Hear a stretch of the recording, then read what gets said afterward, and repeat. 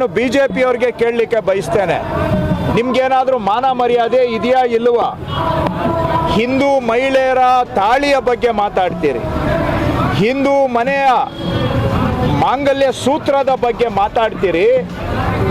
ಹಾಸನ ಜಿಲ್ಲೆಯಲ್ಲಿ ಒಬ್ಬ BJP leader December ತಿಂಗಳಲ್ಲೇ ಪತ್ರ ಬರೆದು ಈ ರೇವಣ್ಣ ಅವರ ಮಗ ಪ್ರಜ್ವಲ್ ರೇವಣ್ಣ ಅವರು 106 ಮಹಿಳೆಯರ ಜೀವನವನ್ನು ಹಾಳು ಮಾಡಿದ್ದಾರೆ, ಮಾಂಗಲ್ಯ ಕಿತ್ಕೊಂಡಿದ್ದಾರೆ ಅಂತ ಡಿಸೆಂಬರಲ್ಲೇ ಪತ್ರ ಬರೆದು ಇವ್ರಿಗೆ ಟಿಕೆಟ್ ಕೊಡಬಾರ್ದು ಅಂತ ಹೇಳಿದ್ರು ಕೂಡ ಅವರಿಗೆ ಟಿಕೆಟ್ ಕೊಟ್ಟು, ಅಷ್ಟೇ ಅಲ್ಲ ಪ್ರಧಾನಮಂತ್ರಿ ನರೇಂದ್ರ ಮೋದಿ ಅವರು ಹಿಂದೂ ಮಹಿಳೆಯರ ಬಗ್ಗೆ ಮಾತಾಡ್ತಕ್ಕಂಥವ್ರು ಇಲ್ಲಿ ಇಷ್ಟೊಂದು ಹಿಂದೂ ಮಹಿಳೆಯರ ಮಾನ ಭಂಗ ಆಗಿದೆ, ಮನೆಯನ್ನು ಹಾಳು ಮಾಡಿದ್ದಾರೆ, ಮನೆಗಳನ್ನು ಒಡೆದಿದ್ದಾರೆ, ಮಾಂಗಲ್ಯವನ್ನು ಕಿತ್ಕೊಂಡಿದ್ದಾರೆ ಅಂತ ಗೊತ್ತಿದ್ರೂ ಕೂಡ ನರೇಂದ್ರ ಮೋದಿಯವರು ಅಲ್ಲೇ ಬಂದು ಭಾಷಣ ಮಾಡ್ತಾರೆ.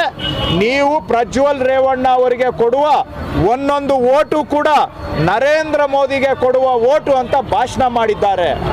ಅಲ್ಲಿಗೆ ಪ್ರಜ್ವಲ್ ರೇವಣ್ಣ ಅವರು ಮಾಡಿದಂತಹ ಮಾಂಗಲ್ಯ ಕಿತ್ಕೊಳ್ಳುವಂತಹ, ಹಿಂದೂಗಳ ಮನೆ ಹಾಳು ಮಾಡುವಂತಹ, ಹಿಂದೂ ಮಹಿಳೆಯರನ್ನ ಹಗರಣ ಮಾಡಿ ಹಿಂದೂ ಮಹಿಳೆಯರ ಮೇಲೆ ಲೈಂಗಿಕ ದೌರ್ಜನ್ಯವನ್ನ ಮಾಡಿರ್ತಕ್ಕಂಥ ಅವರ ಪರವಾಗಿ ಮೋದಿಯವರು ಬಂದು ಓಟ್ ಕೇಳ್ತಾರೆ ಅಂದರೆ ಅಲ್ಲಿಗೆ ಅವರು ಕೂಡ ಇಂಥದಕ್ಕೆ ನೇರವಾಗಿ ಸಪೋರ್ಟ್.